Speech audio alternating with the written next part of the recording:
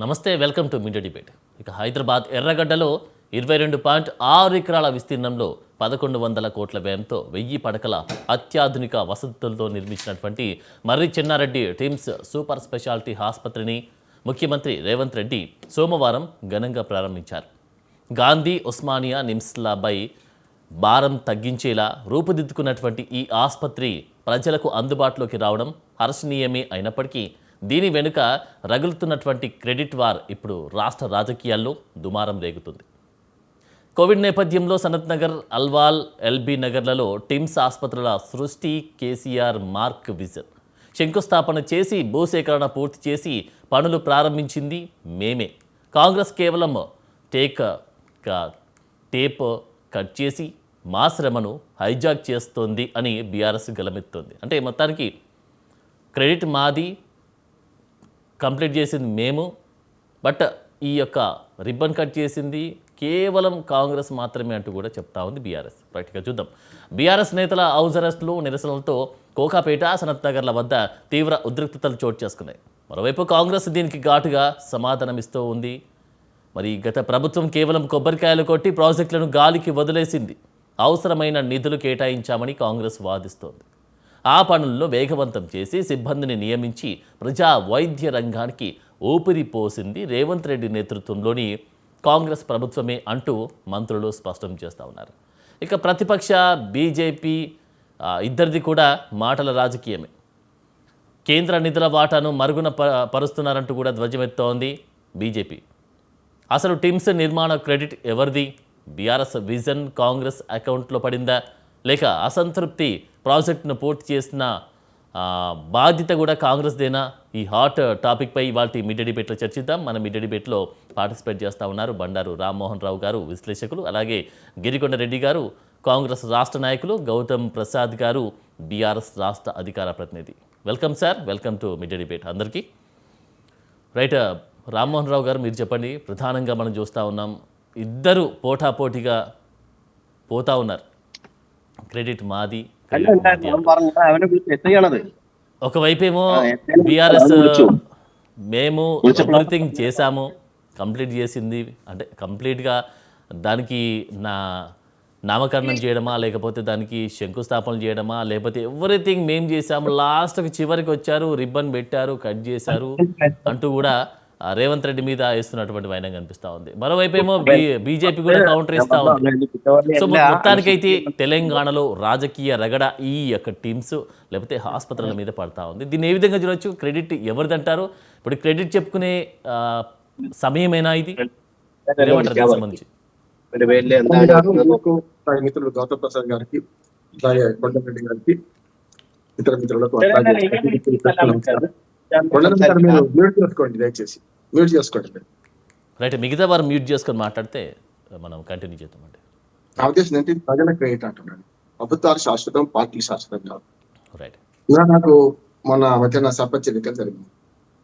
సర్పంచ్ కొత్తగా రాగానే ఏం చేసిన, అంతకుముందు ఉన్న భవనాలు ఏమన్నా ఉంటే ప్రారంభోత్సవం ఈ పేరు వస్తుంది కాదు, రేపు ఇంకో సర్పంచ్ మాత్రం అది ఇట్లా వస్తుంది. అంటే పంచాయతీ నుంచి పార్లమెంట్ వరకు ప్రభుత్వాలు శాశ్వతం కానీ పార్టీలు శాశ్వతం కాదు. ఈ క్రెడిట్ ఎవరిదంటే ప్రభుత్వాలు అంటున్నాను. తెలంగాణ రాష్ట్ర ప్రభుత్వాన్ని ఇక్కడికి వచ్చే కల్లా మనకు ఆంధ్రప్రదేశ్ రాజకీయాలు లాగానే ఇక్కడ కూడా వస్తుంది. నేను అక్కడ ఇక్కడ రెండు మాట్లాడతాను కనుక నేను చెప్తున్నాను, ఆంధ్రప్రదేశ్ రాజకీయాలు కూడా ఇవి.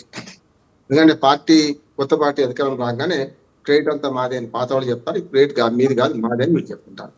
డబ్బు ప్రజలది, వాళ్ళ సొంత జబ్బు నుంచి ఎవరు ఇవ్వరు కూడా అంటారు. అటువంటి అప్పుడు ఈ క్రెడిట్ కూడా అనవసరం అంటున్నారు.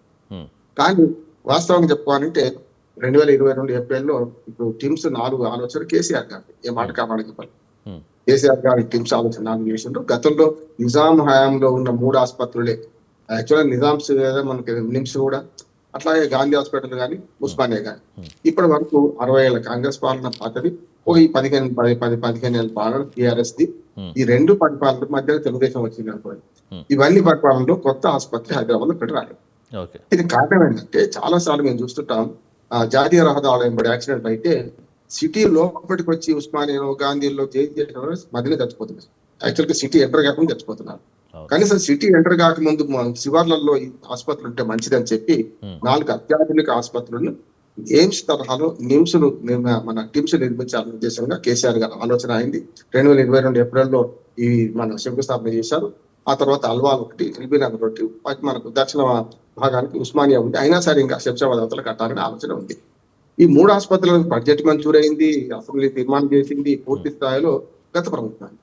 ఇప్పుడు 2.5 ఏళ్ళు అయింది వీళ్ళు వచ్చి. 2.5 ఏళ్ల తర్వాత ఇనాగ్రేషన్ చేస్తున్నారంటే కొంతవరకు ఆలోచన చేయాలి మరి. ఎందుకంటే వాళ్ళు 50% పూర్తి చేస్తే వీళ్ళు మిగతా 50% పూర్తి చేయొచ్చు. మంచిదే కదా అంటున్నారు.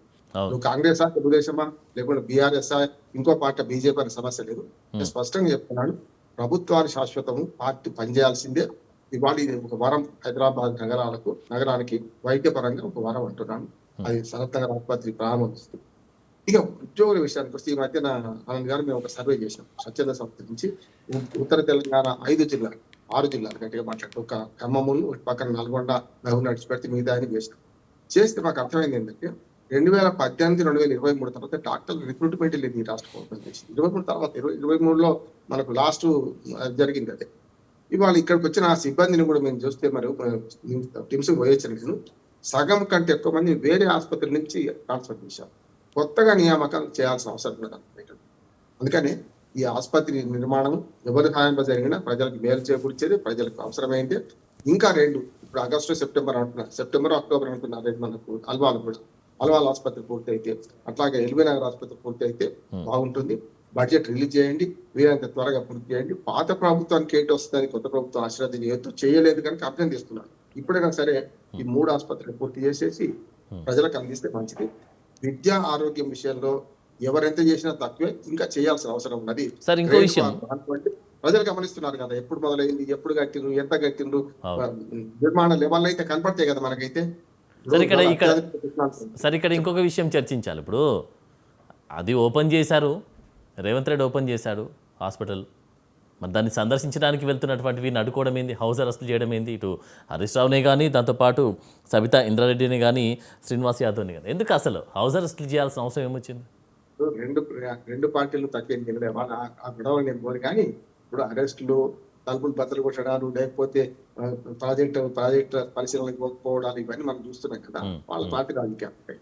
నా ఉద్దేశం ఏంటంటే క్రెడిట్ మార్క్ తీసుకునే ముందు ప్రజలకు అర్థమైంది కదా, ప్రజలు మొదలు ఎప్పుడు మొదలైంది, ఎప్పుడు పునాది చేసిండు, ఎక్కడ దాకా నడిచింది, బడ్జెట్ ఎవరు కేటాయించారు, అసెంబ్లీ తీర్మానం ఎవరు చేసిండ్రు, ఇప్పుడు జరుగుతుంది ప్రజలు చూస్తున్నారు కదా అంటున్నాను. మీరు ఎంత క్రెడిట్ మార్క్ తీసుకున్నా రేపు ఎలక్షన్లు కూడా దగ్గర లేవు, దూరం ఉన్నాయి. కాకపోతే హైదరాబాద్ జిహెచ్ఎంసీ ఎలక్షన్ దగ్గర ఉన్నాయి కనుక కొంత క్రెడిట్ మార్క్ నడుస్తుంది. చివరిగా సబ్కా సున్నా అప్నా కర్నా అని ప్రజలు అర్థం చేసుకుంటారు, ప్రజలు తీర్పిస్తారు అనుకుంటారు. ఎవరైనా సరే ఇటు పక్కన అటు పక్కన కూడా రేపు పొద్దున ప్రజలు అర్థం చేసుకుంటారు, చూస్తున్నారు. ఈ క్రెడిట్ ఎవరిది వాళ్ళు నిర్ణయిస్తారు. ఈ ఒక్క 4తోనే కాదు కదా, చాలా ఉన్నాయి రాజకీయ అంశాలు, చాలా ఉంటాయి.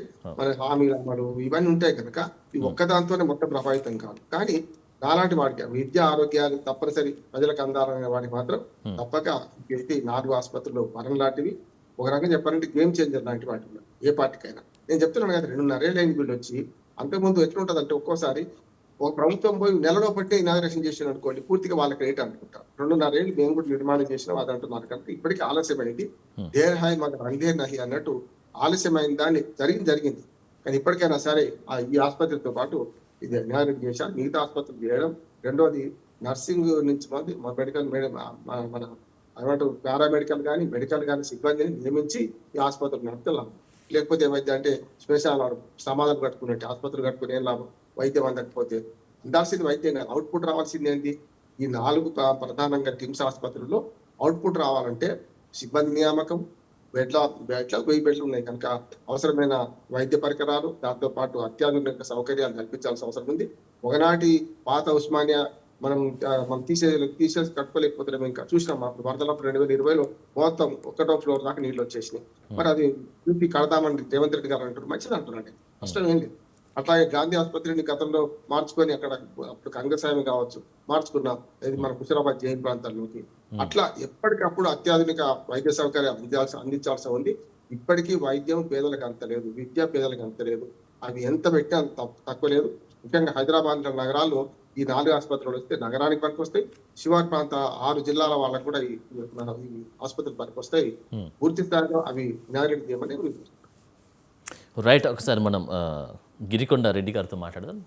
సార్ మీరు చెప్పండి, ఇప్పుడు ఈ హౌస్ అరెస్ట్ల నేపథ్యంలో తెలంగాణలో కూడా వాతావరణం, రాజకీయ వాతావరణం కూడా ఒకసారి వేడెక్కినటువంటి పరిస్థితి కనిపిస్తూ ఉంది. సో అంటే మీరు చేసినటువంటి పనులలో డొల్లతనం కనిపిస్తుంది, డొల్లతనం కనబడుతుందేమో అనేటువంటి ఉద్దేశంతో ఈ హౌస్ అరెస్టులు చేస్తున్నారంటూ కూడా విమర్శలు వ్యక్తం చేస్తూ ఉన్నారు బీఆర్ఎస్ నేతలు. దీనికి సంబంధించి మీరేం చెప్తారు?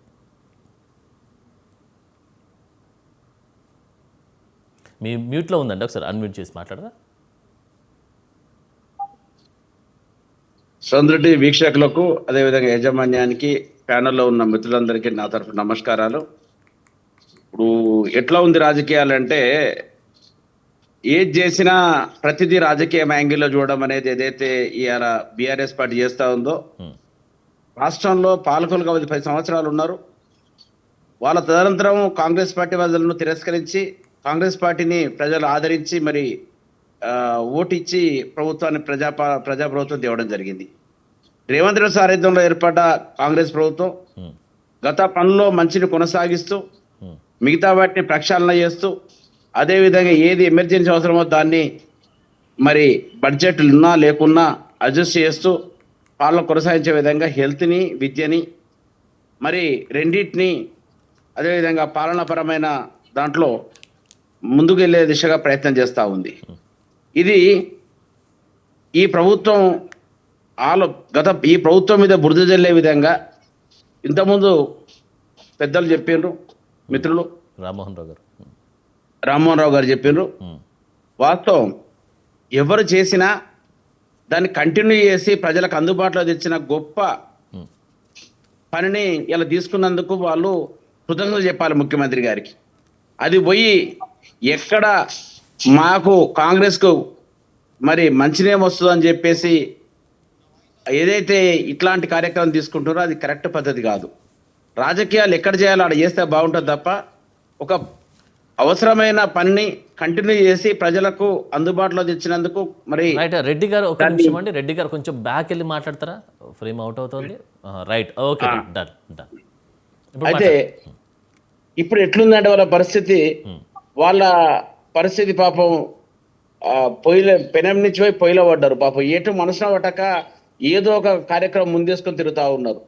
ప్రకృతి వాళ్ళు తిరస్కరించిందండి. కాళేశ్వరం పేరు మీద, కాళేశ్వరం దాని మీద వాళ్ళు చేసిన పాపాలకే, వారు చేసిన వాటికే ప్రకృతి తిరస్కరించింది. అది ఇంకా సరిపోనట్టు ఇలా ప్రజల మధ్యకు మీకు చిన్న విషయం చెప్తానండి, ఆలోచించండి. రాజశేఖర్ రెడ్డి గారు ఈఎస్ఐ ఎప్పుడు నిర్మాణమైన ఈఎస్ఐని రాజశేఖర్ రెడ్డి గారు దాన్ని కొత్త బిల్డింగ్ తెచ్చి కార్మికులకు హాస్పిటల్ని వైద్యాన్ని అందించిన మాట వాస్తవమా కాదా? అదే విధంగా నిమ్స్ని ఎక్స్టెన్షన్ చేసి మళ్ళీ రాజశేఖర్ కాంగ్రెస్ ప్రభుత్వం వచ్చిన తర్వాతనే అది అభివృద్ధి చేసింది వాస్తవమా కాదా? ఈ రోజు కూడా మరి ప్రభుత్వం యొక్క బాధ్యత ఏందండి? ప్రజల యొక్క ఆరోగ్యం, విద్య, మౌలిక వసతులే ప్రధానమైన అంశం, మిగతా సెకండరీ. మరి వైద్యాన్ని ఇంతకుముందు పెద్దలు రామ్మోహన్ గారు చెప్పినట్టు 3 పక్కల ముగ్గురికి ఏదైతే ఉందో మరి అన్నింటినీ రకరకాల ఒక్కొక్క దగ్గర ఒక ఫెసిలిటీస్ తోని మరి ఆ ఏర్పాటు చేసే విధంగా చేస్తా ఉన్నారు. అంబులెన్సులు 800 అంబులెన్సులు 1000 అంబులెన్సులు తీసుకున్నారు.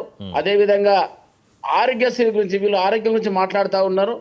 ఆరోగ్యశ్రీకి డబ్బులు పే చేయకపోతే హాస్పిటల్ టీడీఐని పరిస్థితించి ఈ రోజు ఇంకా 150 పైచిలకు రోగాలను అందులో చేర్చి మరి ఈరోజు ఆరోగ్యశ్రేణి నడిచే విధంగా, పేదలకు వైద్యం అందే విధంగా, కార్మిక వైద్యం అందే విధంగా ప్రయత్నం చేస్తూ ఉంది కాంగ్రెస్ పార్టీ. దీన్ని ప్రతిపక్షం ఎట్లుండాలండి? నాకైతే నేను నా వ్యక్తిగతమైన అభిప్రాయం చెప్తా ఉన్నాను. ఏదైతే ప్రతిపక్ష పాత్ర పోషించాలో ఆ పాత్ర పోషిస్తే అందరూ గర్విస్తారు, ప్రజలు కూడా దానికి సంతోషపడతారు. ఎందుకంటే మంచి సూచనలు ఇవ్వాలి. ఇప్పుడు డాక్టర్లను రిక్రూట్ చేయాలి. అది నా క్వశ్చన్కి మీరు ఆన్సర్ చెప్పలేదు. హౌస్ అరెస్ట్లు చేయడానికి కారణం ఏంటి, ఎందుకు వచ్చింది? ఇప్పుడు హౌస్ అరెస్ట్ అంటే అక్కడికి వెళ్ళి వాళ్ళు ఏం చేస్తారండి? వాళ్ళు వచ్చి ఏం చేస్తారు? వాళ్ళకి వెళ్ళి చెప్పండి. ఏంటంటే పబ్లిక్ మీటింగ్ లేక స్టేట్మెంట్ ఇచ్చి పోయే పరిస్థితి వెళ్ళి డిస్టర్బ్ చేసి రాజకీయ మనుగడ కోసం చేసే కార్యక్రమం తప్ప అది అవసరమైన కార్యక్రమం కాదు. గతంలో నేను ఒక జెడ్పీటీసీ అండి. గతంలో నేను జిల్లా పరిషత్ మెంబర్ గా ఉంటే ఒకే ఒక జిల్లా పరిషత్ మెంబర్ గా ఉన్నా. కలెక్టర్ ఆఫీస్ ఓపెన్ అయితే నా చుట్టూ పోలీసు మా హౌస్ అరెస్ట్ చేసి నా ఎంబడి పోలీసులు పెట్టారు. ఉదయం రేపు నుంచి ఒక రోజు ముందు నుంచి సీఎం పోయేదాకా. వాళ్ళు నేర్పిన విద్య ఇది. వాళ్ళు మంచిగా వచ్చి ఓపెనింగ్ వచ్చి వాళ్ళ యొక్క ప్రోటోకాల్ ప్రకారం పార్టిసిపేట్ అయితే ఈ రోజు వాళ్ళు ఎవ్వరు ఏమనేవారు కారు. కానీ అంతర్లీనంగా ధృతరాష్ట్ర కౌలు ఉంది. ఆ ధృతరాష్ట్ర కౌలు వాళ్ళకే నష్టం చేస్తుంది. ప్రజలు ఆలోచిస్తున్నారు. ప్రజలు రేపు పొద్దుగల జిహెచ్ఎంసీ ఎన్నికల్లో మొన్న ఎంపీ ఎలక్షన్లో ఇచ్చినట్టు ఎక్కడ ఇస్తున్నాడు భయంలా వాళ్ళు పాపం వాళ్ళ బాధ కాదు, వాళ్ళ క్యాండిడేట్ దొరికిన పరిస్థితి వచ్చింది. ఇట్లనే ఏషం కడితే హైదరాబాద్ లో వస్తే భావమార్దులు ఏషం కడితే తిరుగుతా ఉన్నారు.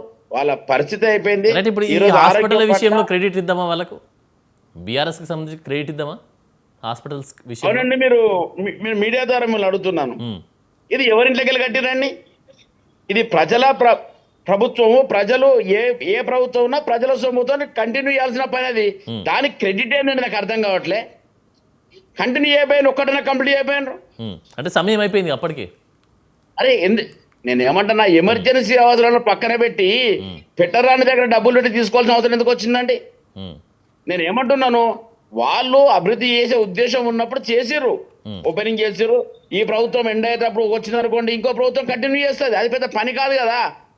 ఇప్పుడు హైదరాబాద్కి గోదావరి నుంచి మంచినీళ్ళు వచ్చినాయండి. ఆ నీళ్లు వచ్చినాక, ప్రభుత్వం వచ్చినాక 2 నెలలకే 3 నెలలకే స్విచ్ ఆన్ చేసి హైదరాబాద్ నీళ్ళు తెప్పించండి కేటీఆర్ స్టేట్మెంట్. దీనిపైన ఏం ఆన్సర్ చేస్తారండి మరి? మౌలానా అబ్దుల్ కలాం ప్రాజెక్టు నుంచి వచ్చే నీళ్ళు ఏవైతే ఉన్నాయో, మా మిడ్మాన నుంచి వచ్చే వాటరు, తాగునీరు వాటర్కి 2 నెలలనే పైప్ లైన్ వేసేసిండు అండి ఆయన. అంటే ఏ ప్రభుత్వం ఇచ్చినా ప్రజల కోసం చేసే ప్రభుత్వాలను మంచి సూచన, ప్రతిపక్ష పాత్ర పోషించి మంచి సూచనలు ఇవ్వాలి తప్ప క్రెడిట్ ఎవరు పోతుందండి? ఎవరు ఇంకో విషయం, ఇప్పుడు రామ్మోహన్ రావు గారు చెప్పినట్టు మీరు కూడా ప్రస్తావన చేశారు. ఇప్పుడు ఇటు గాంధీ హాస్పిటల్ కానీ ఉస్మానియాకి కానీ ప్రభావం అంటే ఆ మధ్యలో వచ్చేటువంటి రాకపోకల మధ్యలో కూడా చాలామంది చనిపోయినటువంటి సందర్భం ఉంది. సో అవునండి, అలాంటి సిచ్యువేషన్ నుంచి బయటపడడానికి కూడా ఒక ఆలోచన తీసుకొచ్చారు కదా బీఆర్ఎస్. గాంధీ హాస్పిటల్ కెపాసిటీ ఈ రోజున్న జనాభాకు రోగాలకు సరిపోయే పరిస్థితి లేదండి. ఉన్న ఉస్మానియాను పీకేసిరండి. ఉస్మానియాను ఈ రోజు వసతులు లేని హాస్పిటల్ వేసిరండి. ఉండేది హైదరాబాద్ లో మంచి హాస్పిటల్స్ లో ఉస్మానియా, గాంధీ అందుబాటులో తెచ్చి, గాంధీ హాస్పిటల్ ఇవాళ అందుబాటులో తెస్తే సరిపోయేంత పరిస్థితి లేదు. జనం యొక్క ఫ్లో ఎక్కువ ఉంది. కొత్త రోగాలు, వివిధ పరిస్థితులు వచ్చినప్పుడు ఆరోగ్యం కావాల్సిన బాధ్యత ప్రభుత్వాల మీద ఉంది. మీరు వార లెక్క మేము కనుక కేసీఆర్ లెక్క దుర్బుద్ధిని ఆలోచించి రీడిజైన్ చేసి ప్రాజెక్టులు కట్టి ప్రజాధన దుర్వినియోగం చేయలే కదా, ఈ హాస్పిటల్ బాగలేదని చెప్పి పక్కన పెట్టలే కదండి. అంటే ఈ హాస్పిటల్ విషయంలో అలానేట్రా? అరే మరి పక్కన పెట్టలే కదండి. వాళ్ళకి పేరు వస్తాను కాదు కదా, మాకు కావాల్సింది ప్రజా అవసరాలు, ప్రజల సంక్షేమం. దాన్ని ఎవరైతే ప్రజాధనంతో కన్వర్జన్ చేసినో దాన్ని కంటిన్యూ చేసిండ్రో అందుబాటులోకి తెచ్చినాం. అది మంచి పని కదా. రైట్, ఒక్కసారి గౌతమ్ ప్రసాద్ గారితో మాట్లాడినాక మళ్ళీ మీ దగ్గరికి వస్తాను. గౌతమ్ ప్రసాద్ గారు చెప్పండి. ఇప్పుడు మొత్తం వింటా ఉన్నారు మీరు. సో అప్పుడు ఉన్నటువంటి ఆలోచన విధానంతో సరే కేసీఆర్ దాన్ని ఆలోచన చేశారు. 50% ఏమో కట్టినటువంటి సందర్భం కూడా చూస్తారు. సో దాన్ని కంటిన్యూ చేశాము, మంచి పద్ధతి కాబట్టి మేము కూడా కంటిన్యూ చేశాము. అది ప్రజలకు ఉపయోగకరంగా ఉండేటువంటి, ప్రజలకు మేలు చేసేటువంటి పని కాబట్టి కంటిన్యూ చేశాము. సో మరి ఈ యొక్క గృహ నిర్బంధం గురించి కూడా నేను అడిగాను, మీరు విన్నారు. ఏం చేస్తారు అక్కడికి వచ్చి అంటూ కూడా క్వశ్చన్ చేస్తూ ఉన్నారు కాంగ్రెస్ తరఫు నుంచి. మరి మీరేమంటారు దానికి సంబంధించి? ఆనంద్ గారు, మీకు అదేవిధంగా ప్యానెల్లో ఉన్న పెద్దలకు, మన ప్రేక్షకులకు గుడ్ ఈవినింగ్ అండి. ఆనంద్ గారు, ఒక పని జరుగుతుంటే ఈ పని ఫలానా టైంలో స్టార్ట్ అయింది, ఫలానా టైంలో ముగింపు జరిగింది అని చెప్పేసి మాట్లాడుకుంటే ఎవరికి ఏ ప్రాబ్లం లేదండి. ప్రజా అవసరాల రీత్యా ప్రభుత్వాలు కొన్ని స్కీమ్స్ తీసుకొస్తాయి, లేదా కొన్ని నిర్మాణాలు చేపడతాయి. ఆ ప్రజా అవసరాలు తీర్చడం కోసం అన్ని రకాల బడ్జెట్లు కేటాయిస్తాయి ప్రభుత్వాలు. కాబట్టి ఈ ప్రభుత్వం చేసింది, ఆ ప్రభుత్వం చేసింది, ఇట్లా చేసింది అని చెప్పేసి మాట్లాడుకుంటే ఎవరికి ఏం బాధలేదు. కానీ నిన్న టిమ్స్ హాస్పిటల్ ని ఓపెన్ చేస్తూనే ముఖ్యమంత్రి గారు మాట్లాడిన మాటలు ఒక్కసారి మిత్రులంతా అంటే లెక్కలోకి తీసుకోవాలి. మేము కేవలము అంటే కొబ్బరికాయ మాత్రమే కొట్టి మేము వెళ్ళిపోయాము. కొబ్బరికాయ మాత్రమే కొట్టి మేము వెళ్ళిపోతే ఈ 2 సంవత్సరాల్లో ఈ సిపాయి వచ్చి మొత్తం పూర్తి చేసిన అని చెప్పేసి మాట్లాడుతున్నాం సార్. దాదాపు 80% వర్క్ అంతా అయిపోయింది సార్. ఇది ఎప్పుడో 2 years బ్యాక్ ఓపెన్ కావాల్సిన హాస్పిటల్ సార్. ఇది వాస్తవం. మేము 2 years బ్యాకే మేము ఫీల్డ్ మీదకి పోయి మొత్తం వీడియోలతో సహా బయటకు చూపించినాం. ఇందుకు ఎందుకు ఆపినరు అని చెప్పేసి అన్న తర్వాత వర్క్ స్పీడ్ అయింది. అదే విధంగా వీళ్ళు వచ్చిన తర్వాత మేము మొత్తం అంచనా వ్యయం ఎంత సార్ దీనికి తెలుసా? 882 కోట్ల రూపాయల అంచనా వ్యయం సార్ దీనికి. అయితే దీంట్లో నిర్మాణ కాంట్రాక్ట్ కిందకి ఇచ్చినామంటే 667, అంటే అంచనా వ్యయం అంత అయితే ఇంకా తక్కువకి 667 కోట్ల రూపాయలకు మీల్ MEIL కంపెనీకి ఇచ్చినాం సార్. ఇచ్చిన తర్వాత దాన్ని కంప్లీట్ చేయడానికి దాదాపు మేమున్న 2 సంవత్సరాల క్రితం దానికే దాదాపు 80% వరకు పూర్తయిన తర్వాత అసలు దాన్ని ఇంకో 2 సంవత్సరాల క్రితమే దాన్ని ఓపెన్ చేయాల్సింది పోయి వీళ్ళు రీడిజైన్ పేరుతోని 1112 కోట్లకు వీళ్ళు అంచనా వ్యయం పెంచేసి మళ్ళీ రీడిజైన్ చేసింది సార్ వీళ్ళు. దాంట్లో కంప్లీట్ గా మేము చేసిన అంచనా వ్యయం 882 కోట్లు. ఇది రికార్డెడ్, నేనేం పుట్టిగా మాట్లాడట్లేదు. నిర్మాణ వ్యయం ఇచ్చిందేందో 667 కోట్ల రూపాయలు. కానీ వీళ్ళు వచ్చిన తర్వాత 1112 కోట్ల రూపాయలకు పెంచి ఈ రోజు ఆ ప్రాజెక్ట్ ని అంటే కమిషన్ల పాలు కావచ్చు, లేకపోతే వాళ్ళ దోసుకోవడానికి కావచ్చు ప్లాన్ చేస్తున్నారు. సరే చేసుకున్న తర్వాత సరే వాళ్ళ ప్లాన్ ప్రకారం చేస్తున్నారు. అయిపోయిన తర్వాత అసలు ఏ ఉద్దేశంతో కేసీఆర్ గారు ఆ రోజు ఈ టిమ్స్ హాస్పిటల్ ని అంటే మొత్తం చుట్టూ హైదరాబాద్ చుట్టూ మళ్ళీ హైదరాబాద్ నడిబొడ్డుకు వచ్చేటప్పటికంటే జనాలు చచ్చిపోతున్నారు కాబట్టి, అదే విధంగా కరోనా లాంటి కొన్ని లక్షల వైరస్లు ఇంకా బతికే ఉన్నాయి కాబట్టి ఇవి ప్రజల మీద అటాక్ చేస్తాయి కాబట్టి మనకున్న ఈ వ్యవస్థ సరిపోదు, ఈ వైద్య వ్యవస్థలో మనం సమూలంగా మార్పులు తీసుకురావాలని చెప్పేసి మాట్లాడి ఆలోచన చేసి 4 టిమ్స్ లని ఏర్పాటు చేసిన ఘనత మాది సార్. అయితే రైట్, రెడ్డి గారు ఒకసారి మ్యూట్ లో పెట్టుకోరా మీరు, మీ వాయిస్ కొంచెం డిస్టర్బ్ అవుతుంది ఇక్కడ. రైట్, చెప్పండి గౌతమ్ ప్రసాద్. అయితే ఈ ప్రస్తుత ప్రభుత్వానికి క్రెడిట్ ఇస్తున్నారా లేదా బీఆర్ఎస్ ప్రభుత్వానికి క్రెడిట్ ఇస్తున్నారా కాదు సార్. ఇక్కడ ఉన్నది ఉన్నట్లుగా మాట్లాడుకుంటే ఎవరికి ఏ సమస్య రాదు సార్. లేనిది ఉన్నట్లుగా మాట్లాడినప్పుడు మాత్రమే సమస్యలు వస్తాయి. మేము కొబ్బరికాయ కొట్టే పోతే 667 కోట్ల రూపాయలు రేవంత్ రెడ్డి వాళ్ళ కుటుంబం వాళ్ళు వచ్చి కేటాయించారు సార్. 80% 2 సంవత్సరాల క్రితమే పూర్తయింది, వాళ్ళ కుటుంబం వాళ్ళు వచ్చి కట్టినా సార్. అదే విధంగా మీరు చూడండి 25%, మేము చెప్తున్నాం కదా 25-30% మెట్రో ప్రాజెక్టును వాళ్ళు కంప్లీట్ చేస్తే మిగతా 70-75% మేము పూర్తి చేసినాం సార్. మేమేమనలేదే, గత ప్రభుత్వం చేయలేదు అని అనలేదే. Metro project Hyderabad metro project వచ్చిన తర్వాత మేము వాళ్ళు మొదలు పెట్టినరు, మేము దాన్ని కంటిన్యూ చేసి ప్రయత్నాలు తెచ్చినాం. కానీ ఎంత దుర్మార్గమైన మాటలు అక్కడ జనాల ముందు మాట్లాడడం అంటే అసలు బీఆర్ఎస్ ప్రభుత్వం అనేది అసలు పనే చేయలేదని చెప్పేసి మాట్లాడిన పరిస్థితి. కొబ్బరికాయ కొట్టి పోయి ఫామ్ హౌస్ లో పడుకున్నాడు అని చెప్పేసి మాట్లాడితే అంటే కరెక్ట్ అవుతుందా సార్? మీరు చూడండి, మధ్యలో మేము విజిట్ కి పోయినాం. 2 సంవత్సరాలు పూర్తి కావడానికి ముందే మేము అన్ని రకాల ప్రయత్నాలు చేస్తే ఈ ప్రభుత్వం రీడిజైన్ పెట్టి 100 కోట్ల రూపాయలు కొట్టేసి ఈ రోజు మళ్ళా మాట్లాడుతుంది. నేను కొట్టేయటము అనేది ఎందుకు స్పెసిఫిక్ గా చెప్తున్నానంటే నిన్నగాక మొన్న వీళ్ళ రీడిజైన్ వర్క్ అంతా ఎట్లా జరుగుతుంది అంటే మీరు చూడండి, గురుకులాల్లో కూడా 600 కోట్ల రూపాయలతో మొదట ప్రకటన చేసి జస్ట్ 2 రోజుల తర్వాత 1200 కోట్ల రూపాయలు పెంచారు సార్ వీళ్ళు. ఇంకా దీంట్లో ఏం మాట్లాడుకోవాలి చెప్పండి? ఇది ప్రజాధనం కాదా, వృధా కాదా, కొట్టేయడం కాదా, కమిషన్ల పేరుతో దోసుకోవడం కాదా? వీళ్ళు మళ్ళీ బీఆర్ఎస్ ప్రభుత్వం గురించి మాట్లాడుతారు. ఈ రోజు అసలు టిమ్స్ ఆలోచన మీరు నిజంగా ఇదే కాంగ్రెస్ ప్రభుత్వం కదా అంతకు ముందు ఉన్నది. మా ప్రభుత్వం 2014 నాడు తెలంగాణ ఏర్పడకన్నా ముందున్నది కాంగ్రెస్ ప్రభుత్వం కదా. దాదాపు 35-40 సంవత్సరాలు పరిపాలించిన ఇదే కాంగ్రెస్ పార్టీ ఈ జనాలు చచ్చిపోతున్నారు. ఆనాడు చచ్చిపోయినరు 2014 కంటే ముందు, ఆ తర్వాత చచ్చిపోయినరు 2014 తర్వాత. కానీ అన్ని సంవత్సరాలు పరిపాలించిన కాంగ్రెస్ పార్టీ ఏ రోజు కూడా గాంధీ, ఉస్మానియా, నిమ్స్ తప్ప ఇంకో కొత్త ఆలోచన చేసిందా? కొన్ని వేల మంది సార్, కొన్ని లక్షల మంది సార్ యాక్సిడెంట్ల పేరుతోనే ఇంకో దాని పేరుతోనే చచ్చిపోతే వాళ్ళ బతుకులకు ఒక గ్యారంటీ లేని పరిస్థితులలో కేసీఆర్ గారు ఆలోచించి చేస్తే దాన్ని ఇంత దారుణం. అదే విధంగా ఇదే మా హాస్పిటల్ ని మేము వరంగల్ పట్టణం నడిపొట్టున కడితే ఇదే కొండ సురేఖ గారు ఏమన్నారు? జైల్ని తీసేసి హాస్పిటల్ కట్టడం ఎట్లా కరెక్ట్ అని చెప్పేసి మాట్లాడిన సందర్భం మనం అంతా చూడలేదా? ఇది వాస్తవం కదా?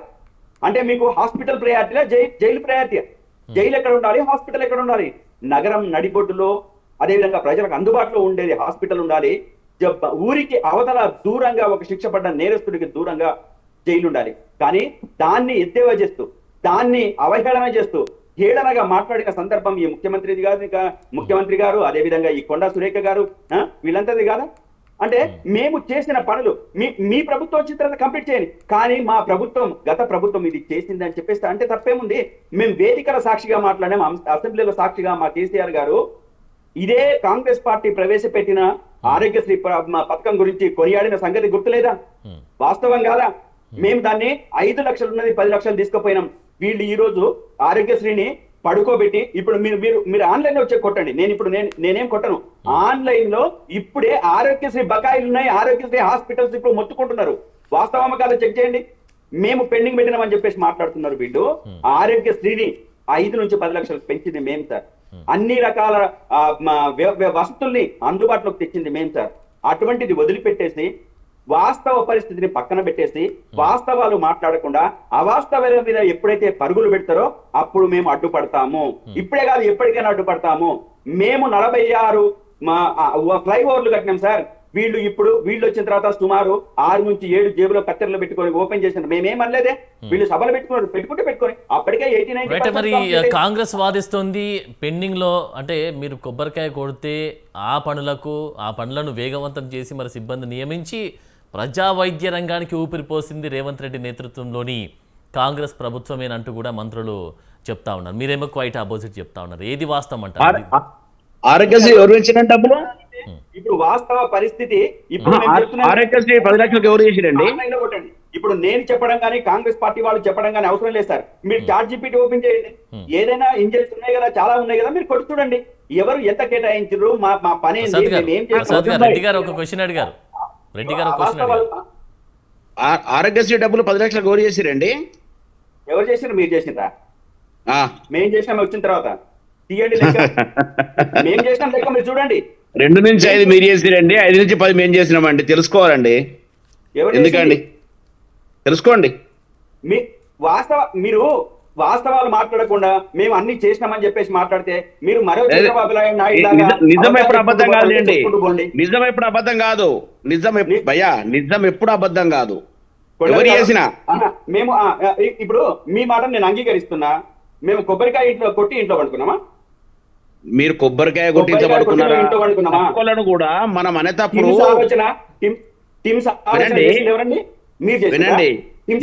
చేసిండ్రా? హైదరాబాద్ నీళ్ళు తాగిపిస్తే మీరు మీ కేటీఆర్ ఏం చెప్పిండండి? హైదరాబాద్ నీళ్లు ఏం చెప్పిండండి మీ కేటీఆర్? నేను పైప్ లైన్ వేసినానండి. హైదరాబాద్ కు వచ్చిన గోదావరి నీళ్లు ఏంది?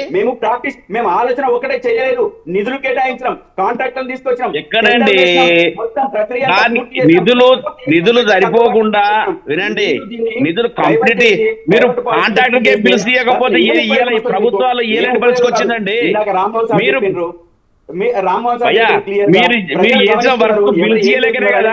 గమనిస్తున్నారు. మా ఓపెనింగ్ ఎప్పుడు, మేము కేటాయించిన నిధులు ఎంత, మేము ఇచ్చింది డబ్బులు ఇవ్వకపోవడం వల్ల కదా పనులు ఆగిపోయినాయి. మీరు ఎన్ని ముందుకు వచ్చి ఒకసారి వినండి గౌతమ్ భాయ్, ఒక చిన్న విషయము భయ వినండి. మీరు ఇచ్చిన వరుసను పిలిచి బిల్లు ఇవ్వకపోతేనే కదా పనులు ఆగిపోయినాయి. ఇలా పనులు డబ్బులు ఇచ్చే కదా పని కంప్లీట్ చేస్తున్నది. బయటకు వచ్చేసి ఇంకోటి మాట్లాడుతుంటే కుదరదు. మీరు నిజాలు మాట్లాడండి. కానీ మొత్తం మేమే చేసినామని చెప్పేసి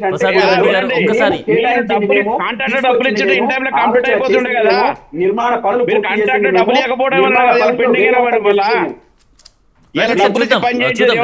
ప్రసాద్ గారు ఒకసారి కన్క్లూజన్ చూద్దామా?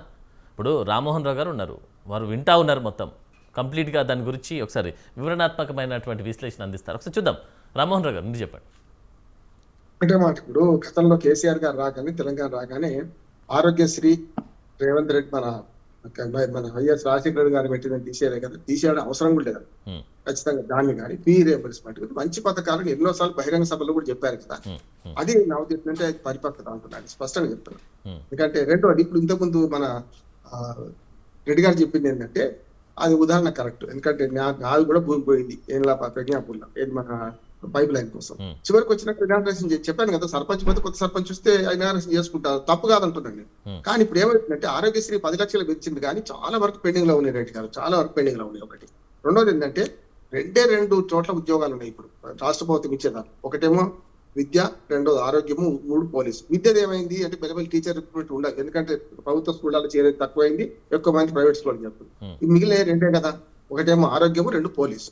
ఈ శాఖలలో ఖచ్చితంగా ఉద్యోగాలు ఉంటాయి. ఒకటి. రెండోది, దానికి కావాల్సిన కేటాయింపులు చేయకపోతే, సరైన విధంగా అదనలో చేయకపోతే ఏమైతే అంటే ఇప్పుడు మీరు గౌతమ్ ప్రసాద్ గారు అన్నట్టు 600 కోట్లు 1100 కోట్లకి అయిందా కాలేదా, 1,112 కోట్లకి అయిందా కాలేదా, ఎందుకంటే ఎప్పుడు ఆలస్యం చేస్తే బడ్జెట్ పెరుగుతుంది అంటున్నాను. అందుకని కాళేశ్వరాన్ని నేను ఒప్పుకుంది ఏంటంటే మంచి చోట కుంగిపోయిందా కూలిపోయిందా ఒక్క పిల్లలు 2 పిల్లల తర్వాత కానీ ఆ 3-4 ఏళ్లను పూర్తి చేయడం వల్ల చాలా వరకు బడ్జెట్ ఇంక్రీజ్మెంట్ కాకుండా పూర్తి అయింది అంటున్నాను. మిగతా అవన్నీ అవే కదా మనం అనుభవిస్తున్నాం కదా రెడ్డి గారు. మన మా పాత సిద్దిపేట జిల్లాలో చూస్తున్నామా లేదా? ఇప్పుడు ఏమైందంటే ప్రజలు గమనిస్తున్నారు ఏ ప్రాజెక్టులు అని, ఏ ప్రాజెక్టులు కానీ రంగనాయక సాగర్ ఏంది, మీరు ఆట తీసారని చెప్తున్నాడు. ఇక్కడ కూడా ఏమంటున్నారంటే మిగతా 3 పూర్తి చేయండి, ఆ క్రెడిట్ మీరే తీసుకోండి.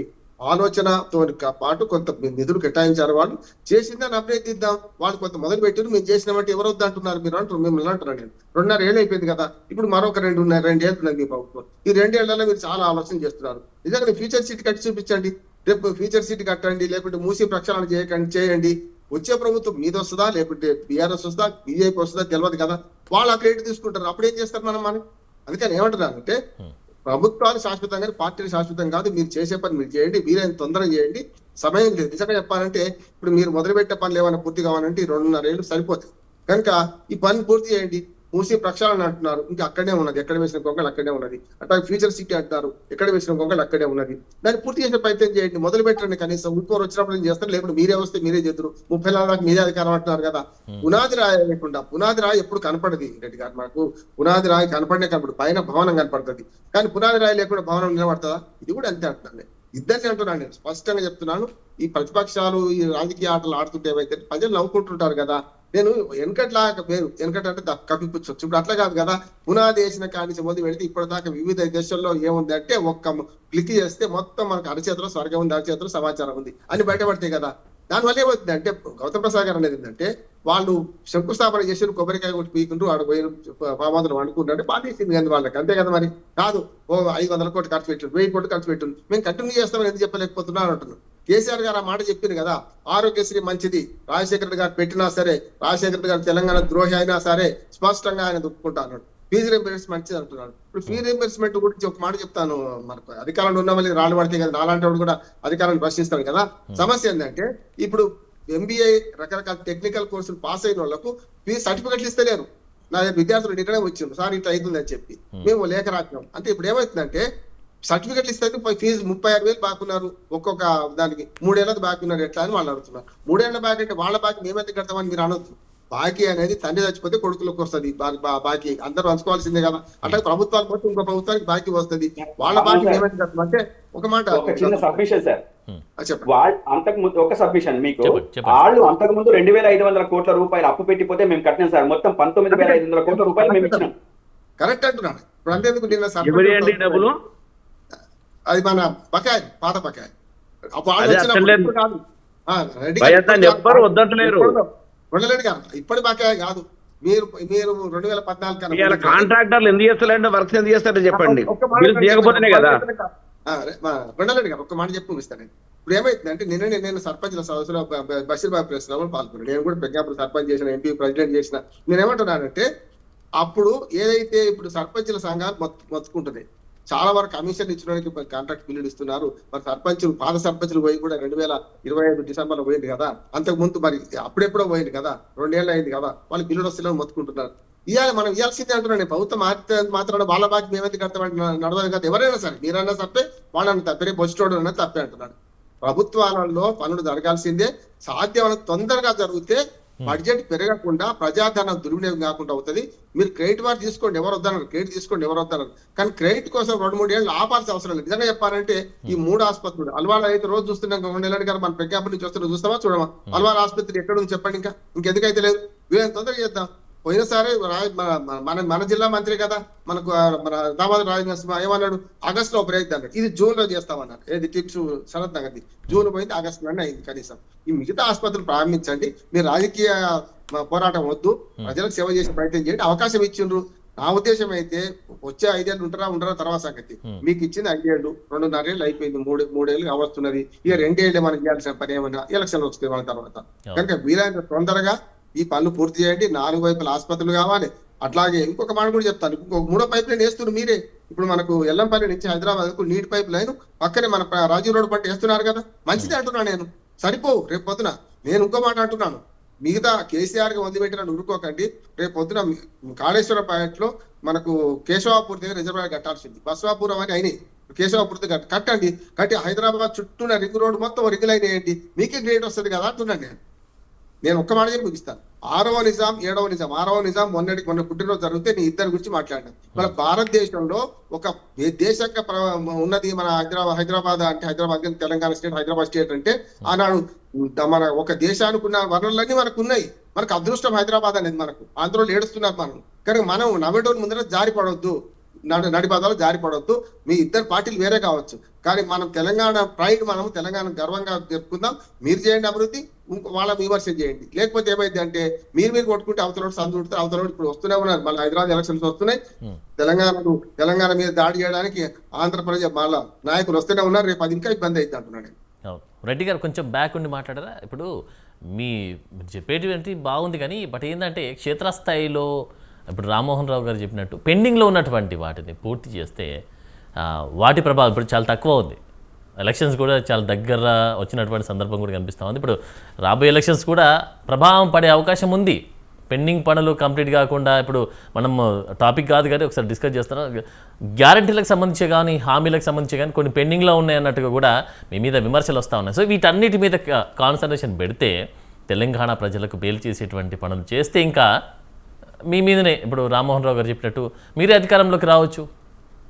సో పెండింగ్ పనులను త్వరితగతిన పూర్తి చేస్తే బాగుంటుందని చెప్తాను. విమర్శలు రాకుండా చూసుకోవాలి. దాంతోపాటు ఇప్పుడు చాలా వరకు అయితే తెలంగాణ ప్రజలు ఖచ్చితంగా ఇప్పుడు రామ్మోహన్ రావు గారు చెప్పినట్టు మన ముందే ఉంది, ప్రపంచం మొత్తం మన ముందే ఉంది.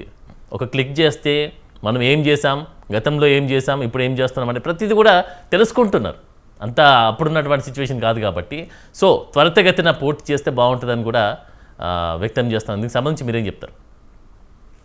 ఇప్పుడు నేను వీటిని మీరు చెప్పినట్టు ఏకీభవిస్తా ఉన్నాం, కానీ కొంచెం బ్యాక్ ఉండి మాట్లాడారు. కొంచెం బ్యాక్ ఉన్నాడు ఫ్రేమ్. నేను బయట ఉన్నా అండి. యాక్చువల్గా నేను ఢిల్లీకి వచ్చిన ఇప్పుడే స్టేట్ దిగాను ఆఫీస్. అయితే ప్రాబ్లం చెప్తానండి. మనము ఇతరుల ముందు బురదల నీళ్ళేసి చిల్లుతాయి అంటే కరెక్ట్ కాదు సార్. నేను ఏమంటున్నా భయ్యా, మనము ఏదైతే విమర్శ ఈ విధంగా లాంగ్వేజ్ మాట్లాడి రాజ్యాంగం చేసి రోడ్డు మీద తెచ్చిన పరిస్థితి 10 సంవత్సరాల్లో చూసిరు మీరు. అంతకుముందు రాజకీయాలు, నేను కూడా 25 రాజకీయాల్లో ఉన్నా, 26 ఏళ్ళు అయింది. కానీ లేకుండే ఈ బీఆర్ఎస్ నాయకులు వచ్చిన తర్వాత ఏం స్టార్ట్ అయిందంటే వాళ్ళకు కొత్త విధానం స్టార్ట్ అయింది. ఏం చేసినా లొల్లితో చేయాలి, పబ్లిసిటీ చేసుకోవాలని వచ్చింది. ఎందుకంటే నేను చెప్తే ప్రాక్టికల్ గా అనుభవిస్తున్నా. దేవాదుల వాటర్ ని ఆ రోజు తపాస్పల్ దగ్గర నీళ్ళు తేవడానికి 2 లైన్లు వేసి ఉంటే అట్లే వదిలేసి రామప్ప దాకా వదిలేస్తే ఇలా నీళ్ళు లేని పరిస్థితి, డ్యామేజ్, మళ్ళీ కాలువలు కూడా తవ్వాలి. కానీ మరి మా ప్రభుత్వము ఆ విధంగా ఆలోచించాలి. డేట్ అయినా కంప్లీట్ చేసే ఆలోచనతో ఉంది, చిత్తశుద్ధితో ఉంది, 100% కంప్లీట్ చేస్తుంది. దీనిలో ఎట్లాంటి మీకు ఎట్లాంటి అనుమానం అక్కర్లేదు. రెండోది, పనులు అలాట్ చేసి టెండర్ చేసినంత మాత్రాన కాదు అనేది తెలుసుకోవాలి ఎవరమైనా. అది బిల్స్ పేమెంట్ ఇచ్చినప్పుడు మాత్రమే ఆ కాంట్రాక్టర్ ముందు కొనసాగుతాడు. ఆ కాంట్రాక్టర్ ముందు కొనసాగినప్పుడే పని కంప్లీట్ అవుతుంది. కానీ మనం చెప్పినంత ఈజీగా నేను 2000 కోట్లు పెట్టినా, 1000 కోట్లు పెట్టినా, 600 కోట్లు పెట్టినా, ఎన్ని కోట్లు పెట్టినా పేమెంట్ జరగకపోవడం వల్లనే పనిలో జాప్యం జరుగుతున్నమాట ఫీల్డ్ లెవెల్లో వాస్తవం. ఇప్పటికి కూడా చాలా మంది కాంట్రాక్టర్లు టెండర్ వేసుకొని అగ్రిమెంట్ చేసుకొని ఖాళీగా కూర్చున్నారు, మాకు పాత బిల్లు చూస్తే చేస్తామని. మరి పాత బిల్లు ఎప్పటి అంటే 5-6 సంవత్సరాల నుంచి కూడా పెండింగ్ ఉన్నాయి. నువ్వు జెడ్పీటీసీగా పెట్టిన ఏదైతే మాకు సంబంధించిన డబ్బులు కూడా ఇప్పుడు ఇంకా క్రెడిట్ కాని పరిస్థితి ఉంది. అంటే ఇది జరుగుతుంది, వాస్తవమే, ఇది జరిగింది. ప్రభుత్వాలు కూడా స్వీకరిస్తాయి. అట్లా స్వీకరించడం లేకుండా ఏం లేదు పరిస్థితి. కానీ చాలా మంది ఒక అభిప్రాయాన్ని వ్యక్తీకరిస్తారంటే ఫస్ట్ వీళ్ళు ప్రతిపక్షంగా సూచనాప్రాయంగా సలహాలు ఇవ్వాలి. ఫస్ట్ ప్రభుత్వం స్వీకరించినప్పుడు దానికి ప్రతిదాడి చేయాలి. కానీ ఫస్ట్ ప్రతిదాడి చేస్తా నువ్వు ఉత్త కూర్చో, చాదాకుండా కూర్చోమంటే రాజకీయాల్లో సాధ్యమయ్యే పరిస్థితి లేదు. మీరు అన్నారు ఒక క్లిక్ తో నిజాన్ని అబద్ధాన్ని 10 సార్లు మాట్లాడితే నిజమవుతుంది అన్నట్టు ఆ ప్రచారానికి అలవాటు పడ్డారు. కాబట్టి వాళ్ళు ఈ రోజు ఏ ఫీడర్ ఛానల్ కంప్లీట్ చేసిందండి, సిద్దిపేట నియోజకవర్గం, గజ్వేల్, సిద్దిపేట, సిరిసిల్ల తప్ప ఎక్కడిచ్చారు చెప్పండి నిధులు? మేము పక్కకే ఉంటాం, జనగాం నియోజకవర్గంలో ఆ జిల్లాలోనే ఉంటాం, 4 మండలాలు అలానే ఉంటాయి. మాకు ఒక తట్టడు మట్టి వేసి కాలువ తీయలేండి వాళ్ళు. సార్ చెప్తూ రంగనాయక సార్ గురించి చెప్తుండు. రంగనాయక సార్ నీళ్ళు రావడానికి తపాస్పల్లి నీళ్ళని తీసుకెళ్లి కొండపాక దగ్గర తీసుకెళ్లిన వాళ్ళు మాకు తపాస్పల్లికి వాటర్ ఇస్తామని మరి ఇయ్యలే. అప్పుడు మేమేం చేసినామండి, ధర్నాలు చేసినాము, ప్రొటెస్ట్ చేయడం, ఇంకో రకాల కార్యక్రమాలు నిరసన తెలియగలుగుతాం. కానీ వాళ్ళు ఎట్లాంటి జీవోలు లేకుండా, ఆర్డర్ లేకుండా పనులు చేసిన పరిస్థితి, వాళ్ళ స్వార్థం కోసం చేసుకున్న పరిస్థితి. కానీ కాంగ్రెస్ ప్రభుత్వంలో అట్లా ఉండదండి. మీకు తెలుసు, ఈ రోజు చాలా మంది పార్టీలు విమర్శిస్తారు. నేనైతే పార్టీలు విమర్శిస్తాను. ఎందుకంటే ఈ రోజు కొండ సుర గురించి మాట్లాడినా, ఇంకో గురించి మాట్లాడినది కరెక్ట్ కాదండి. ఏ పార్టీ జెండా కింద ఉంటే ఆ పార్టీ గురించి అనుకూలంగా మాట్లాడడం అది ఆనవాయితీ, మాట్లాడుతూ ఉన్నారు. ఇక అది అంత లోతు మనం పోవద్దు. ఎందుకంటే పెద్దలు చాలా మంది ఉన్నారు. వాళ్ళు ఏ పార్టీ పని చేస్తుందండి? ఈ ఎమ్మెల్యే అల్లు ఉంటాడు, ఆ ఎమ్మెల్యే ఇల్లు ఉంటాడు కదా. చట్టసభలో చట్టాలు చేసినప్పుడు కేసీఆర్ ఎక్కడండి? కేసీఆర్ కూడా టీఆర్ఎస్ పార్టీ పెట్టక ముందు ఆయన 20 ఏళ్ళు 25 ఏళ్ళు టీడీపీలో ఉన్నాడు కదా. అప్పుడు కూడా మరి ఆలోచన రాలేదు, అడగొచ్చు కదా. కాంగ్రెస్ 35 ఏళ్ళు పాలించిందన్నప్పుడు 85 84 నుంచి 2001 దాకా 2 సార్లు గవర్నమెంట్ కేసీఆర్. మరి ఏం చేయబోయింది? అది అట్లా కాదండి. మాట్లాడితే ప్రభుత్వాలు డెవలప్ చేసుకుని వచ్చినామండి. డెవలప్మెంట్ చేసుకుంటూ తీరుదాకా వచ్చినాం. నీమ్స్ కట్టి మీరు అన్నారు కదా, నీమ్స్ ఒకటే నీమ్స్ కాదు, నీమ్స్ ని ఎక్స్టెన్షన్ చేసారు అన్న. గౌతమ రాగు అన్నది రాగారు. అన్న 15 ఏళ్ళు ఆయన కూడా 10 ఏళ్ళు అధికారంలో ఉన్నాడు. 15 ఏళ్ళ అధికారంలో ఆయన కూడా అన్న 15 ఏళ్ళ అధికారంలో ఆయన కూడా ఆయన ఏం చేయబోయిండు? ఏ ప్రభుత్వాన్ని అడిగిండు? కాంగ్రెస్ అనడం మీకు ఒక ఫ్యాషన్ అయిపోయింది. కాంగ్రెస్ అనడం ఒక ఫ్యాషన్ అయిపోయింది మీ అందరికి. కాంగ్రెస్ అలా చేయడం బట్టుకనే ముందస్తు ప్రణాళికలు చేయబడ్డ దేశం ఈ స్థితిలో ఉంది. ఇలా బీజేపీ పరిస్థితి ఏంటి? ప్రజలలో దేశాన్ని తీసుకెళ్లిర్రు. మీరు అంటగావుతురు కదా బీజేపీతోనే. మీరే వేసిండ్రు. అదే విధంగా రంగారెడ్డి హైదరాబాద్ ప్రాజెక్ట్ అందుకనే మీరే వేసిండ్రు కదా. ఏదైనా కాంగ్రెస్ వేసిందండి. ఈ దేశానికి ముందు ప్రణాళిక వేసిన భారతదేశానికి ఇచ్చింది దిక్సూచే కాంగ్రెస్ అండి. మా ప్రభుత్వం అండి రూపాయలు కేటాయించి రెడ్డి గారు, ప్రసాద్ గారు, క్రెడిట్ కాదండి ఇక్కడ ఇంపార్టెంట్. క్రెడిట్ కాదు. ఇప్పుడు కార్యాచరణ అనేది ఇప్పుడు ఒక విషయం ఎంత గొప్ప విషయం ఏంటంటే ముందస్తు చూపుతూనే ఇస్తారు. దాని పద్ధతి ప్రణాళిక ఉండాలని కోరుకుంటున్నాం మేము. నువ్వు నేను చేయడం కాదు, మీరు మేము చేయడం కాదండి.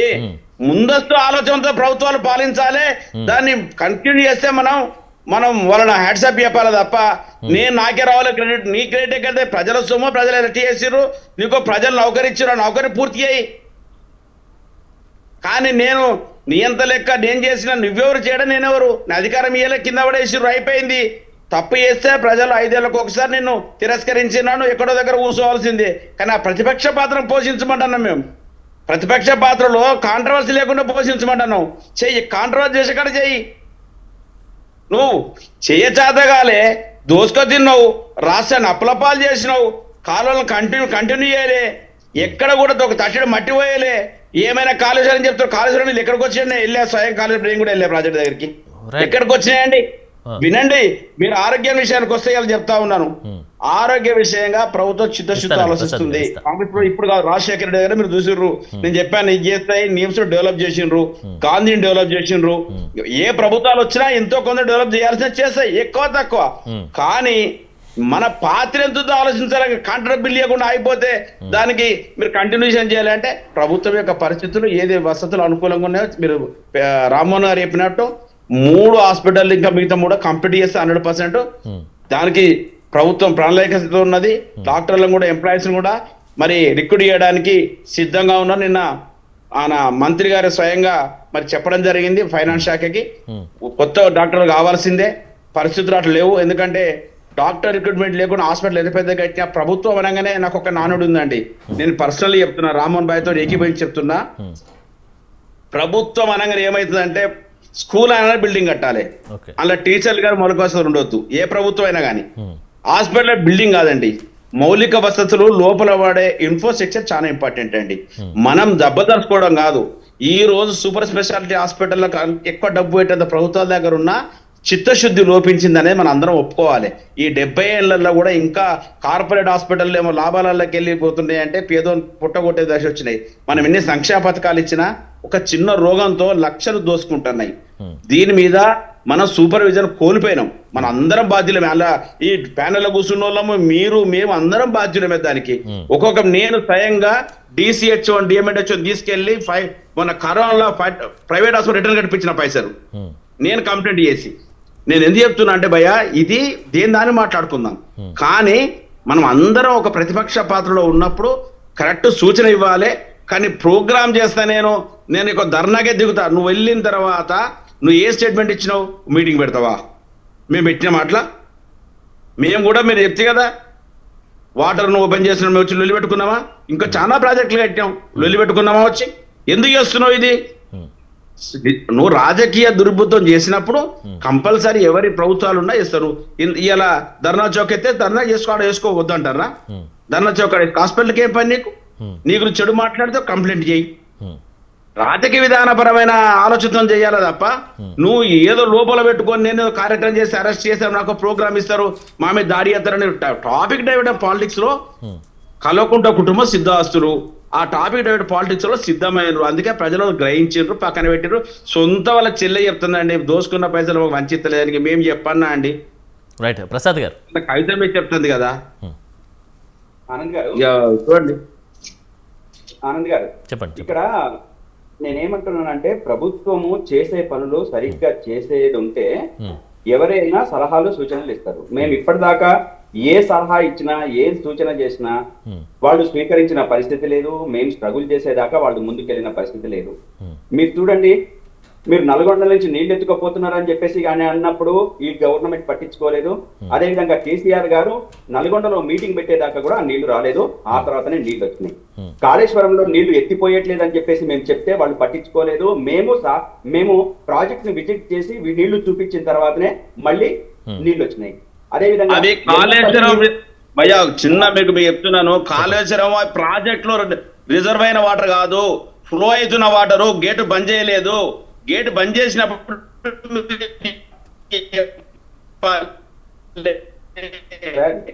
ఆనంద్ గారు చెప్పండి. ఆనంద్ గారు కొండల్ గారికి విషయం తెలియదు.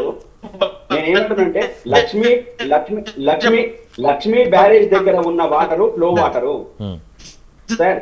లక్ష్మీ బ్యారేజ్ దగ్గర ఉన్న వాటరు ఫ్లో వాటరు. కన్నేపల్లి వినండి కొండల్ గారు మీరు చెప్పింది నేను విన్నా, మీరు వినండి. అదే విధంగా లక్ష్మీ బ్యారేజ్ దగ్గర ఉన్న వాటరు ఫ్లో వాటరు. అక్కడ నుంచి నీళ్లు కిందికి పోయినాయనంటే గోదావరిలో మన ఆంధ్రప్రదేశ్కి వెళ్ళిపోతాయి. కానీ కన్నేపల్లి పంపు దగ్గర నిల్వ నీళ్లు. అక్కడ మనము నీళ్ల నిలువ ఉన్న దగ్గర ఎంత ఉంది, అదే విధంగా ఎంత వరకు మనం ఎత్తిపోసుకోవచ్చు అని చెప్పేసి ఒక లెక్క ఉంది. ఆ లెక్క ప్రకారం ఉన్న నీళ్ల ప్రకారమే ఎత్తిపోయండి అని చెప్పేసి మేము అన్నాము. అది చూపించినాము. అది ఎత్తిపోయకపోతే ఆ దాని విషయంలో వీళ్ళు పట్టించుకోకపోతే ఆ తర్వాత మేము స్ట్రగుల్ చేయాల్సి వచ్చింది, విజిట్ చేయాల్సి వచ్చింది. ఆ తర్వాత నీళ్లు వచ్చినాయి. ఎల్లపల్లి దగ్గర ఫైనల్ గా ఏం చెప్తారు? మేమేం చెప్తున్నామంటే మేము అన్ని రకాలుగా చెప్పి ప్రభుత్వానికి చూస్తున్నాము. ప్రభుత్వాలు ఎప్పుడైతే దాన్ని పట్టించుకోవట్లేదో మేము అప్పుడు కార్యాచరణకు దిగుతున్నాము. ఈ రోజు కూడా మేము అక్కడ పోయి 100 మందితో మీటింగ్ పెడతామని చెప్పేసి కాదు, విజిట్ కు పోతానడానికి మీటింగ్ పెడతానడానికి కూడా తేడా తెలియని కాంగ్రెస్ పార్టీ కాంగ్రెస్ ప్రభుత్వం ఉంటే నేనేం చేయలేను. 2-3 అదే విధంగా మా హరీష్ రావు గారు పోతే అక్కడ మీటింగ్ జరుగుతుందండి. మీటింగ్ కాదు, విజిట్ కు పోయినరు. అదే విధంగా పూర్తి కాకన్నా ముందు కూడా పోయిన 2 సార్లు 3 సార్లు. ఇంకో విషయం ఏంటంటే ఇప్పుడు గతంలో మీరు వదిలిపెట్టినటువంటి పనులను కూడా పెండింగ్ పనులను కూడా కంప్లీట్ చేసి ముందుకు వెళ్తా ఉన్నారు. మంచి విషయమే కదా అది. నేను అదే అంటున్నాను, ఆదాన్ని గుర్తించండి అంటున్నా. నేను ఏమంటున్నానంటే కొన్ని వేల మంది ముందు, అదేవిధంగా కొన్ని లక్షల మంది ప్రజలంతా చూస్తుంటే కొబ్బరికాయ కొట్టి ఫామ్ హౌస్ లో పండుకున్నాడు అని చెప్పేసి అంటే అది ఏ సంకేతం అవుతుందండి?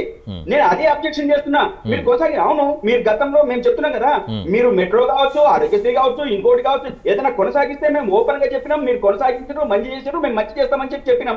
కానీ మీరు మేము కొబ్బరికాయ కొట్టి 10 రూపాయల కొబ్బరికాయ కొట్టడం మేము ఫామ్ హౌస్ లో పండుకుంటామంటే మేము ఎందుకు కుంటామండి? మేము కూడా పనిచేసినామండి ప్రజల కోసం. మేము కూడా ఆహర్నిశలు కష్టపడ్డామండి. మా ప్రభుత్వం, మా కేసీఆర్ గారు, హరీష్ రావు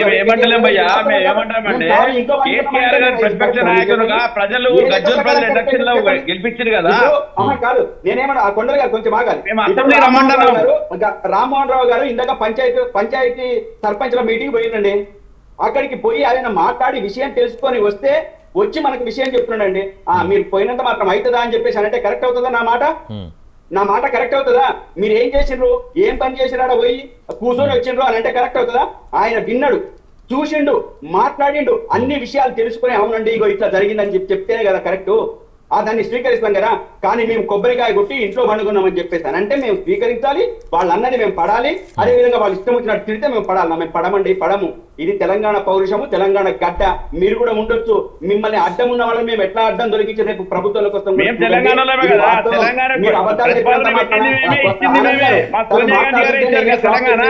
ఆయనకు ఆగమని చెప్పండి, ఆగమని చెప్పండి. ఇప్పుడు అందరం తెలంగాణ ప్రజలమే అండి, కొట్లాడేది కూడా తెలంగాణ ప్రజలమే కొట్లాడేది. మా మంత్రులు, మా ఎంపీలు, మా ప్రభుత్వం కూడా వారి తెలంగాణ తెచ్చారు కదా. తెలంగాణ ప్రజలయ్యి ఆంధ్ర కూడా రూమ్ లో వండుకోవాలి కదా మా ప్లాన్ చేస్తున్నది మీరు. ఓకే, రైట్ ప్రసాద్ గారు, మరి ఫైనల్ గా ఏం చెప్తారని చెప్పేసి అడిగితే మీరు ఏదో చెప్తా ఉన్నారు. సో ప్రసాద్ గారు ఫైనల్ ఒక్క మాటలో ప్రసాద్ గారు గౌతమ్ ప్రసాద్ గారు ఒక్క మాటలో మన సమయం అయిపోయింది, ఒక్క మాటలో ఏం చెప్తారు ఫైనల్ గా? రెడ్డి గారు ఒక్క నిమిషం ఫైనల్ ఒక్క నిమిషం. వీరు ఆరోపణలు చేస్తే అబండాలు, అనవసరమైన అబండాలు. మేము చేసినామని చెప్పండి, మీరు కూడా చేసిందని చెప్పండి, మేము అంగీకరిస్తాం. రైట్, మన సమయం అయిపోయింది. రెడ్డి గారు ఒక్క మాటలో చెప్పండి. రెడ్డి గారు ఒక్క మాటలో చెప్పండి. రైట్, ప్రసాద్ గారు ఒక్క నిమిషం. రెడ్డి గారు చెప్పండి. ఒక్క మాటలో సమయం అయిపోయింది, ఒక్క మాట చెప్పండి. ఆయన మాట్లాడుతుండయ్యా, రెడ్డి గారు ప్రజాస్వామ్యంలో గౌరవించాలంటే ఒక పక్ష నేతగా, ప్రతిపక్ష నేతగా కనీసం అసెంబ్లీకి వచ్చే పరిస్థితి లేని వ్యక్తి కోసం ఏం మాట్లాడతామండి? ఏం చెప్తాం చెప్పండి? మీరు వస్తలేరు అంటే ప్రజలు దేనికోసం ఎలక్ట్ చేసిండ్రు? మన ప్రజాస్వామ్యబద్ధంగా మరి ప్రతిపక్ష నేతగా ఉండాల్సిన పరిస్థితిలో ఆయన ఎక్కడున్నాడు? ఆయన రేపు పొద్దుగాల జరిగిన దాంట్లో ఎక్కడున్నాడు, ఏం చేసిండు? రైట్ గా దాని గురించి మాట్లాడుకుంటూ పోతే చాలా సమయం ఎక్కువైపోతుంది కాబట్టి, సో మరి మొత్తానికి లాస్ట్ గా ఒక్క మాటలో రామ్మోహన్ రావు గారు ఒక్క మాట చెప్పండి ఫైనల్ గా. రైట్, ప్రసాద్ గారు అయిపోయిందండి, సమయం అయిపోయింది. రామ్మోహన్ రావు గారు ఫైనల్ ఒక్క మాటలో. ఇప్పుడు నా ఉద్దేశం అంటే తెలంగాణలో ఎన్డీలో వచ్చిన మొత్తం దేశం అంతా దయచేసి కేసీఆర్ గారి మీద కక్షతో ఈ పని చేయకండి. మీరు ఏదైతే ఉన్నదో తపాసుపల్లి గురించి నాకు తెలుసు. తపాసుపల్లికి దేవాదుల పనికి రాదు, మన కొండబాకి నుంచి రావాలి. నేను నాకు ఆ ప్రాంతం తెలుసుగానే చెప్తున్నాను, మీకు తెలుసు కదా. అందుకని ఏమంటున్నాను, తపాసుపల్లి ప్రాజెక్ట్ ఇవాళ 30 ఏళ్ళ కింద మొదలైంది. 30 ఏళ్ళ నుంచి ఏం చేస్తున్నాం మనం? అందుకంటే మనం నీళ్లు తెప్పించండి, మీకే క్రెడిట్ వస్తుంది. రేవంత్ రెడ్డి గారికి క్రెడిట్ వస్తుంది. కాళేశ్వరం వాడే ప్రయత్నం చేయండి, కాలువలు మళ్ళించండి. వాళ్ళు చేయలేని పని మనం చేద్దాం, ఎందుకు చేసుకోవద్దంటున్నాను. Right, thank you very much. మొత్తానికి అయితే క్రెడిట్ వార్ నడుస్తూ ఉంది తెలంగాణలో. మరి క్రెడిట్ వార్ కాదు ఇంపార్టెంట్, తెలంగాణ ప్రజలకు ఏం చేస్తున్నాం, సంక్షేమ పథకాలు ఏమిస్తూ ఉన్నాం, తెలంగాణ ప్రజల బాగోగుల గురించి ఆలోచించేటువంటి ప్లాన్ చేయాలంటూ కూడా విమర్శలు వస్తూ ఉన్నాయి. సో మరి మొత్తానికైతే ఈ హాస్పిటల్లో మౌలిక వస్తువులు పెంచి ప్రజల ఆరోగ్యానికి సంబంధించినటువంటి పనులు త్వరితగతిన పూర్తి చేసి అందుబాటులోకి తీసుకొస్తే మంచిదంటూ కూడా చెప్తా ఉన్నారు. చూద్దాం ఇంకా రాబోయే రోజుల్లో ఎలా ఉండబోతుంది అనేది. ఇది ఇవాళ మీడియా డిబేట్ అంశం. మరొక అంశంతో మళ్ళీ కలుద్దాం. నమస్కారం.